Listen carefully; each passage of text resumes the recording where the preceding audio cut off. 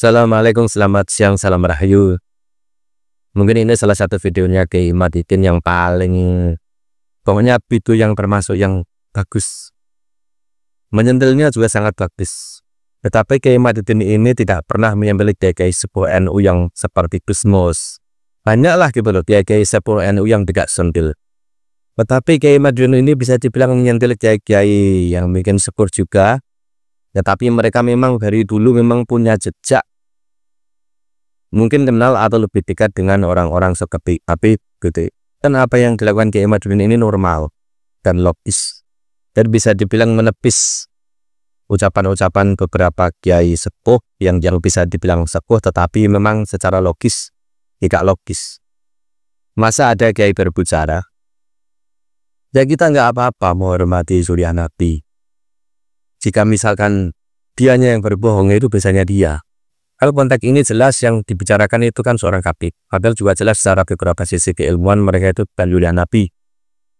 Harusnya kan kalau seorang ulama itu kan bisa menerima berbagai macam input ilmu atau bahkan penemuan dari. Dan juga ada istilah dari Kiai Madidin soal tahu satu juga kiai sepuh yang sedang sekolah. Tapi bagi saya sepuhnya ini berbeda dengan seperti Gusmus beda. Karena juga punya jejak dulu memuji API. Ya dia menganggap orang-orang PBI ini apa ya bisa dibilang mungkin jauh atau apa dari ciri khas karakter orang-orang Wali Songo, padahal orang PBI ini memperjuangkan Wali Songo. Ya ini loh yang bisa dibilang mungkin dia kurang apa ya, kurang bisa melihat dari berbagai macam sudut pandang. Ibarat bola itu kan bundar, dia melihatnya dari satu sisi. Siapa sih orang yang nggak marah saat orang itu membelokkan sejarah, mengklaim bla bla bla dan berbagai macam, apalagi juga menghina. Kalau ada orang marah ya biasa saja lah gitu. Marahnya juga orang NU juga tidak seperti mereka yang sumpah serapah caci maki yang nggak benar. Kalau orang NU itu tegas, apalagi seperti Gus Abbas itu tegas dan terukur. Tidak ada kata memaki, tidak ada. Coba kalau mereka itu apa yang dikatakan beberapa kiai yang bisa dibilang sepuh ini mungkin ya ada benarnya, tetapi banyak salah tempatnya. Kenapa nggak berbicara ke sana saja? Kalau kamu nih sesuai dari beberapa macam sisi ilmu tidak terbukti ini bagaimana ini harusnya seperti itu. Padahal jelas di Islam itu kalau orang itu mengatur yang dia itu bukan nasabnya, jelas hukumnya itu apa. Dan juga harusnya kata-kata jangan memaki, jangan begini-begitu itu bukan ditujukan ke orang-orang yang memperjuangkan Wali Songo. Harusnya ditujukan ke mereka. Toh nyatanya juga orang ini akrab dengan mereka. Saya punya beberapa video. Ya ini ya akrab dengan para kabib-kabib ini. Yang selamanya juga salah satunya juga bagian dari orang yang mungkin bisa bilang membelokkan sejarah lah. Juga berbicara soal profit di internet lah. Kan hal-hal yang beberapa. Apa yang melihat juga di kejadian yang baru ini, video ini nih. Ini di Bekasi. Ketahuan loh siapa? Yang suka rusuk, yang radikal ketahuan. Padahal banyaknya aja itu membuat acara peresmian, apalagi bisa saja, baik-baik saja. Akhirnya apa? Ya kedatangan orang ini, para mukibin ini. Harusnya kata-kata itu ditujukan ke mereka. Dan ini bisa dibilang apa ya? Mungkin ceramah atau pidato dari Kiai Madidin yang termasuk bagus. Singgolannya itu pas, gak terukur. Kenapa banyak juga kiai-kiai sepuh NU itu yang tidak disentil dampirnya? Tidak, karena mereka itu memang kiai-kiai yang benar-benar apa ya, sejalur, yang bersatu bijaknya bijak betulan, bukan bijak-bijakan. Kan ya aneh, ada kiai yang bisa dibilang sepuh tetapi sering menyentil kader-kadernya atau kiai muda di NU sendiri. Sedangkan dia akrab dengan mereka. Kadang kan yang disasar para kiai muda NU ini, ya mereka itu. Kalau kenal kenapa nggak dinasihati? Kenapa nggak dimarahi? Ya itulah mental itu orang kan berbagai macam. Ada yang beraninya dengan temannya sendiri, ada yang nggak berani dengan orang lain. Atau mungkin karena dia merasa dihormati oleh mereka, padahal mereka itu tidak menghormati yang lainnya. Dosa bertele-tele ini dia bidinnya Kiai Madidin. Mungkin kalian sebagian udah menonton, tetapi ini bagus kok. Untuk penyadaran orang-orang yang mungkin saya bilang kurang sadar, kurang tahu. Ibaratnya itu tadi, membaca melihat sebuah bola, belajar satu sisi, tidak semua sisi. Ini dia. Sebagai bangsa besar, bangsa yang memiliki sejarah di masa lalu, bangsa yang telah menjadi sebuah bangsa yang telah menghiasi peradaban dunia dengan Gunung Padang, dengan Borobudur, dengan Prambanan, dengan kerajaan besar Majapahit yang menguasai seluruh Asia Tenggara, dengan Mataram, dengan Demak, dengan Banten, dengan seluruh kerajaan-kerajaan besar di tanah Aceh, di tanah Kalimantan, di tanah Sulawesi, di tanah Maluku, di tanah Papua, di tanah Nusa Tenggara, di tanah Bali, di tanah Madura. Semua putra-putra wayang, putra-putra agung Nusantara lahir. Sebelum kita dijajah, kita bangsa besar yang Portugis sangat takut kalau menghadapi bangsa Nusantara. Negara-negara Eropa pertama kali datang ke Indonesia ini, mereka menjadi orang yang nervous. Mereka tidak pede menghadapi bangsa Nusantara. Kenapa? Karena bangsa Nusantara ini bangsa yang telah mendapatkan anugerah, diberikan kecerdasan otak. Industri perkapalan kita lebih hebat pada abad ke-15 daripada Eropa. Kapal-kapal Jepara, kapal-kapal Demak, kapal-kapal Banten itu lebih besar daripada kapal-kapal Portugis. Kemudian mereka datang ingin berteman, mereka datang dengan sopan santun. Lama-lama mereka menguasai perdagangan, lama-lama mereka menguasai pelabuhan, lama-lama mereka menjalin kerjasama dengan londo-londo ireng, dengan pengkhianat-pengkhianat bangsa. Akhirnya pengkhianat-pengkhianat bangsa itu yang juga bangsa kita, sebagian mungkin turunan zaman dulunya dia bukan orang Indonesia, itu pengkhianat-pengkhianat. Akhirnya mereka bekerja sama dengan Portugis, bekerja sama dengan Belanda, mengajak kibin-kibin Belanda, mengajak kibin-kibin Portugis untuk membangun kekuatan ekonomi di Indonesia yang dulu bernama Nusantara. Kemudian terpecah belahlah bangsa Indonesia. Sesungguhnya bangsa Indonesia ini bangsa kuat yang apabila tidak bisa dipecah belah, maka bangsa Indonesia tidak akan bisa dikalahkan oleh siapapun, saudara. Kenapa kita bisa dijajah? Karena dulu kita mudah dipecah belah. Kenapa mudah dipecah belah? Karena kita semuanya pengen jadi ketua, pengen jadi pemimpin, betul? Kalau kita saling menjaga, kalau kita saling menyayangi, agama kita boleh berbeda, saudara. Kita tetap saudara, DNA-nya tetap DNA Nusantara. Kita mayoritas sebagai Islam, tugas kita melindungi yang minoritas. Saudara-saudara kita dari seluruh agama dan kepercayaan yang ada di Indonesia. Hanya dengan itu negara Indonesia akan selama-lamanya hidup tentram, harmonis dalam persatuan ila yaumil qiyamah. Tapi apabila sebuah agama mayoritas dia merasa mentang-mentang ada di negara Indonesia, dengan dia mayoritas kemudian dia menghina minoritas, dengan dia merasa mayoritas dia ingin diistimewakan melebihi semuanya, maka kalau itu diteruskan, Indonesia ini tidak akan aman dari perpecahan. Ketua DPW PWILS Jawa Timur baru ngaji selesai. Mangga Kiai. Bismillah Muhammad. Ini saya tanya saudara, apakah kalian yang hadir di sini dan seluruh bangsa Indonesia dari Aceh sampai Papua, kalian akan tetap ingin tentram seperti ini, dagang enak, tani enak, atau kalian ingin berperang seperti negara-negara lainnya? Jawab. Aman. Ingin perang apa ingin tentram? Tentram. Kalau ingin tentram, hal-hal yang bisa memecah belah bangsa Indonesia ini, keangkuhan mayoritas harus dikikis habis, karena dia hanya fata morgana iblis.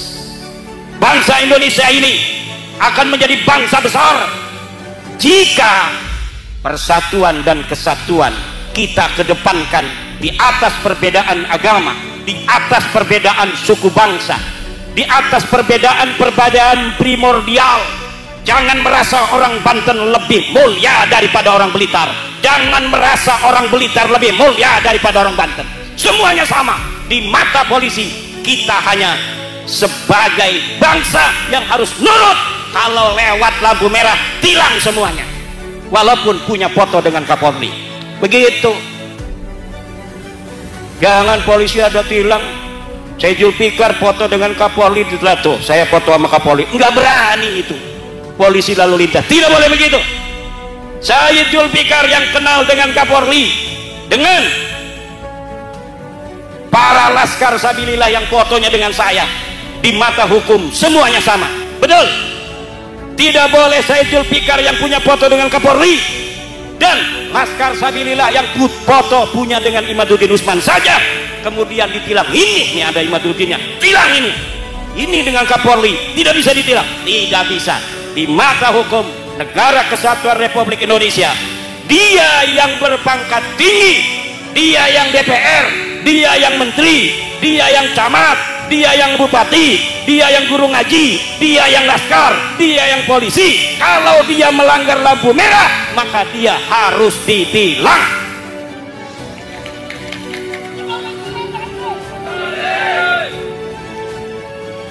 Tidak boleh hukum tajam ke atas, tumpul ke bawah. Salah nggak? Kebaliknya, tumpul ke atas, tajam ke bawah. Tidak boleh di negara Indonesia ini, betul. Dan Indonesia telah membuktikannya, saudara. Berapa menteri yang ditangkap oleh KPK, betul. Berapa pejabat yang telah ditangkap oleh polisi, betul. Maka kita harus percaya pada penegak hukum kita.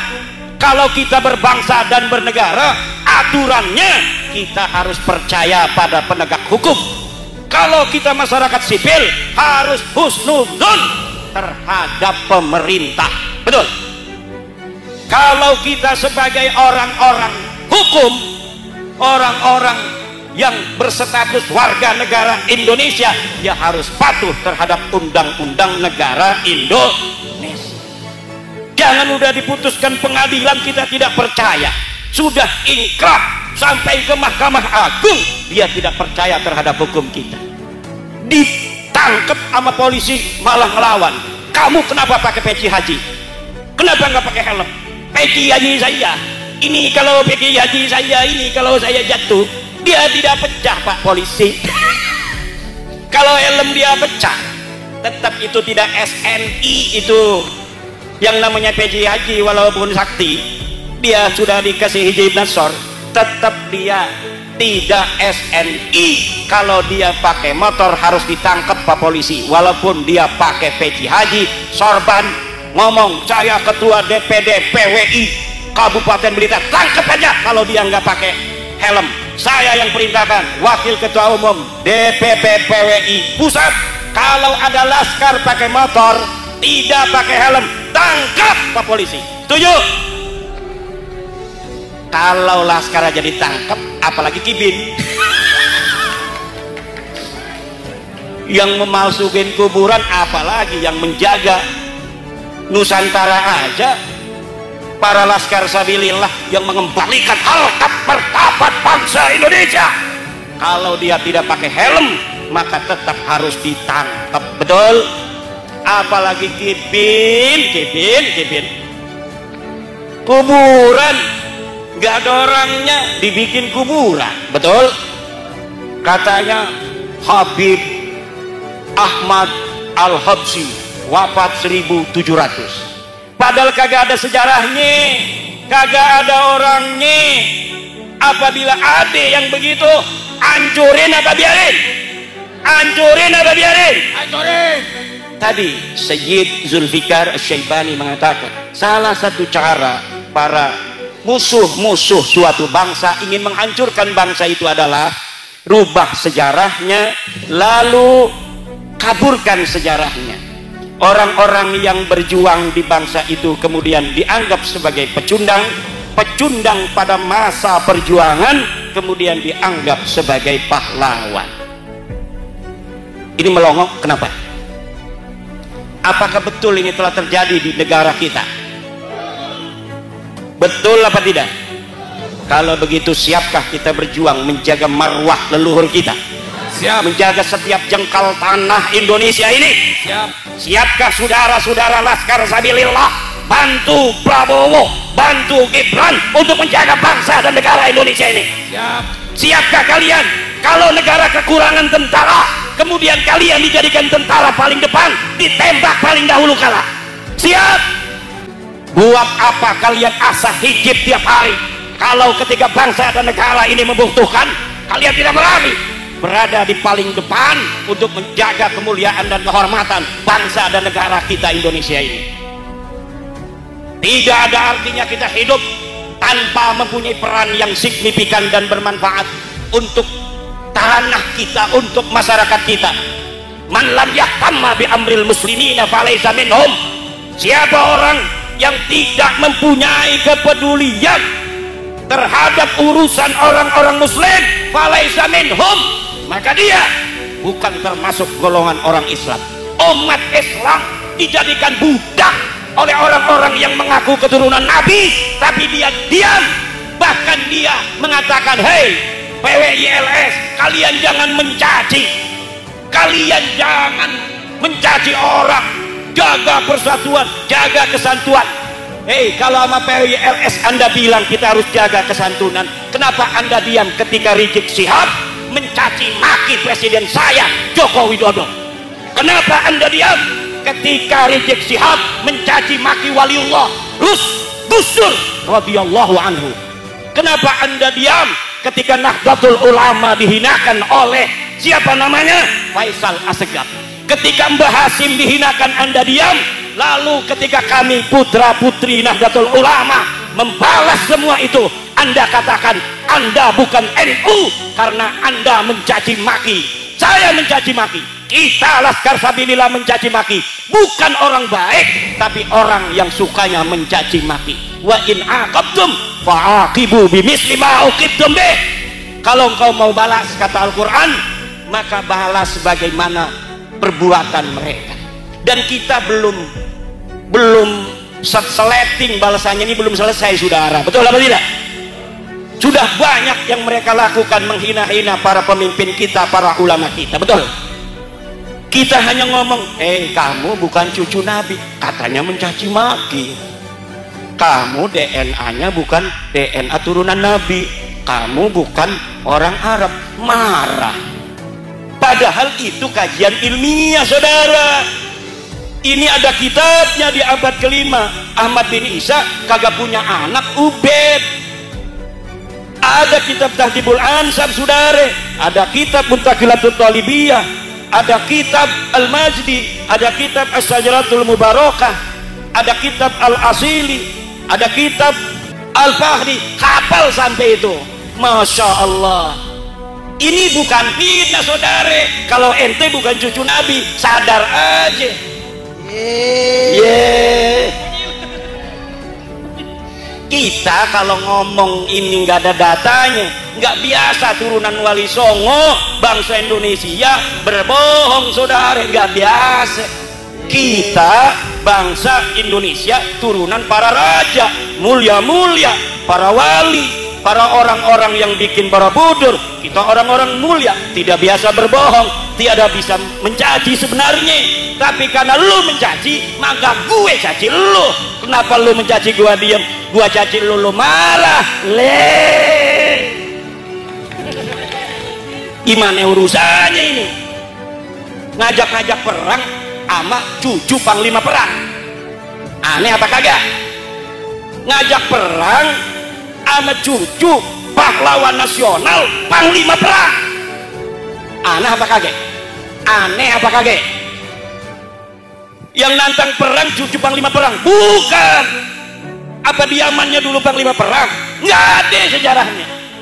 Apa dia itu di sana itu pernah keluarganya berperang mempertahankan negara? Tidak ada. Sudah saya teliti, mereka, keluarga mereka tidak pernah sekalipun turun di medan perang.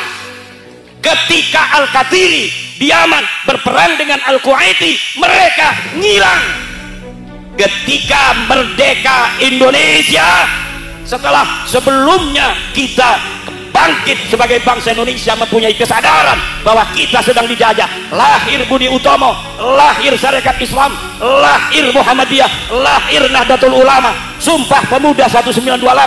Kita sebagai bangsa Indonesia bersatu, satu bangsa, bangsa Indonesia, satu bahasa, bahasa Indonesia, satu negara, negara Indonesia. Eluh ada di mana? Eluh ada di mana? Kagak ada, saudara. 1945 Surabaya berkobar. Di Ampel itu banyak itu Belawi. Apa ada satupun yang kemudian terdeteksi bahwa dari ribuan mayat-mayat putra-putri Surabaya, putra-putri Blitar, Tulung Agung, itu Kediri, Tuban, apa di situ ada yang mukanya mirip India? Kagak ada. Yang ada putra-putri Surabaya yang merekam nyawa demi bangsa dan negaranya. Yang ada adalah putra-putri Banyuwangi, Bojonegoro, Tulung Agung, Blitar, Kediri, dan lain sebagainya di Jawa Timur. Dan ada satu putra dari Cirebon yang pasukan santri, karena waktu perang itu saudara, waktu di Surabaya itu berbagai macam pasukan, pasukan nasional, pasukan pemuda Hindu, pasukan pemuda Buddha, pasukan Kristen, pasukan santri Nahdlatul Ulama dipimpin oleh siapa panglima perangnya? Sayyid Abbas Buntet, kakeknya Gus Abbas Buntet. Beliau belum datang, Mbah Hasyim Asy'ari. Tunggu dulu, tunggu Ki Abbas dari Cirebon sampai dia datang. Apakah itu Sayyid Abbas Buntet itu hanya dari obrolan para kiai, para ulama kepada santri, kemudian diberikan ceritanya sampai kita hari ini? Tiga, saudara. Perjuangan Ki Abbas Buntet ditulis di majalah The New York Times dari Amerika, ditulis di koran-koran Belanda, koran-koran Inggris, semua datanya lengkap. Tidak boleh seorang pahlawan kemudian dia dijadikan pahlawan sebagai pahlawan nasional, pahlawan kemerdekaan tanpa ada data satupun yang bisa dipertanggungjawabkan. Tidak boleh pahlawan nasional diangkat hanya karena anaknya jadi menteri sosial. Tidak bisa. 7. Putra putri Blitar tanggung jawab. Saya udah pakai keris begini. Kerisnya ada ininya, ini bukan sembarangan, ini keris ada ininya. Ini ada ceritanya, saudara. Cerita leluhur-leluhur kita masa lalu. Ketika masih masa kerajaan, menyebarkan Islam masing-masing.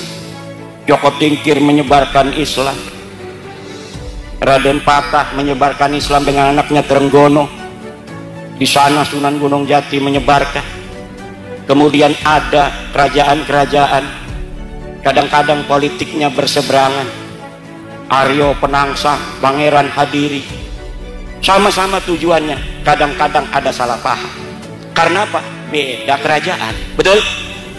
Maka sekarang ini sudah Indonesia kita nyaman, tentrem, betul?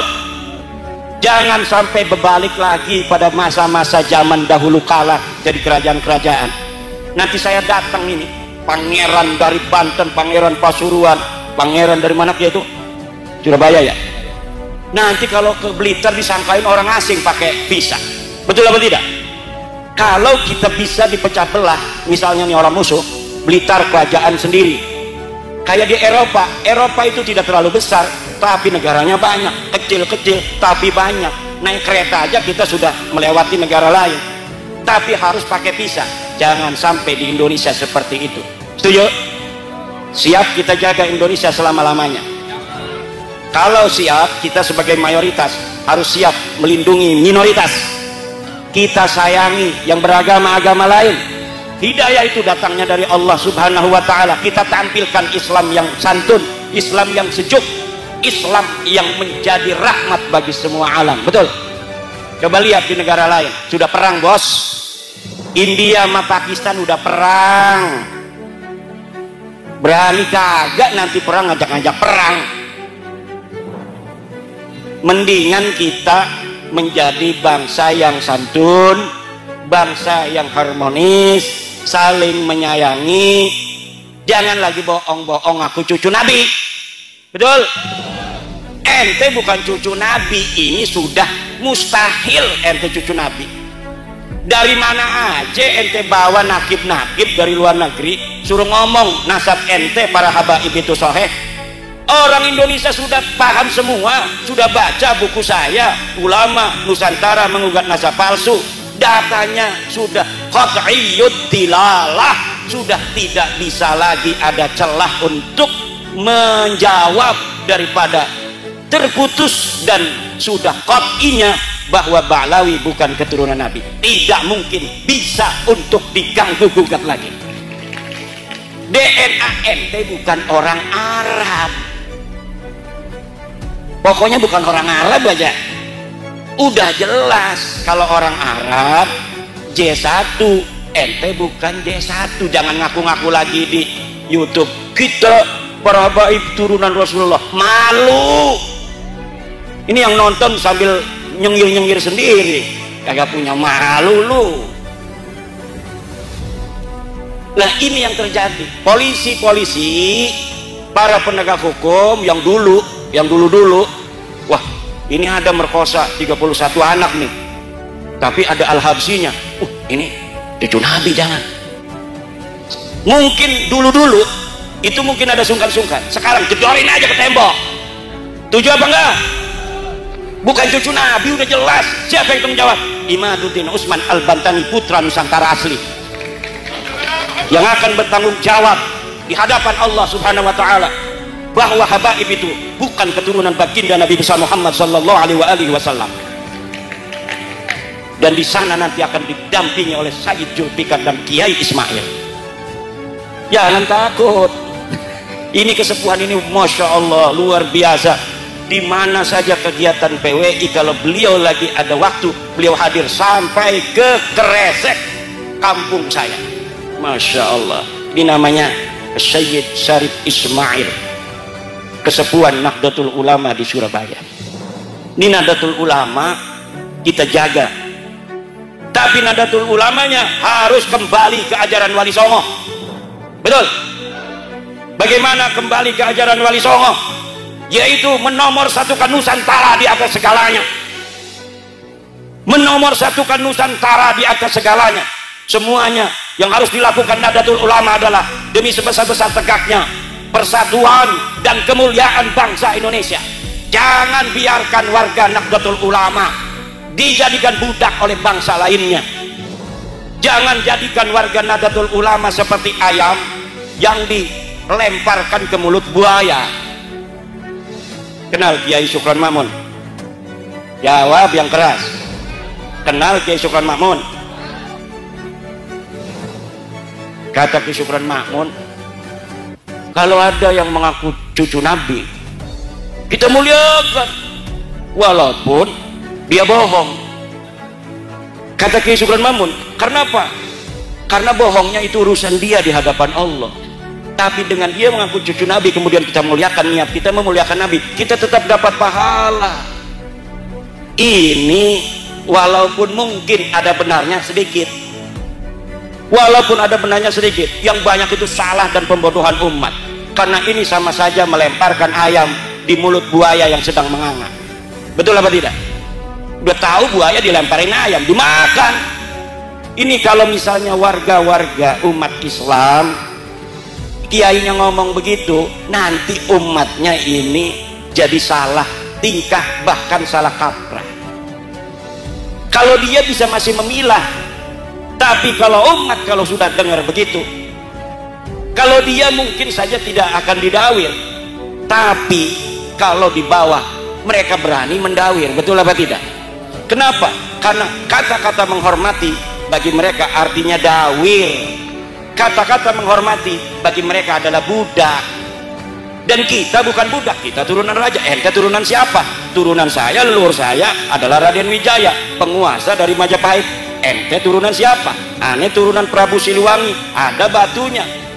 batu tulis, jelas sanadnya, jelas dalilnya, jelas datanya. Ente turunan siapa? Baki Mukodam. Mana datanya Baki Mukodam pernah dilahirkan di atas dunia? Kagak ada. Tapi wajib dihusnudon. Nggak mau kita. Nggak ada datanya, kita wajib husnudon. Kita bangsa Indonesia, bangsa besar, kebangkitan nasional 20 Mei, jaga seluruh bangsa Indonesia. Kita jaga pemimpin-pemimpin kita. Tidak boleh lagi hari ini sampai masa depan ada orang bukan putra Nusantara berani mencaci maki presiden dan wakil presiden kita. Setuju? Kenapa?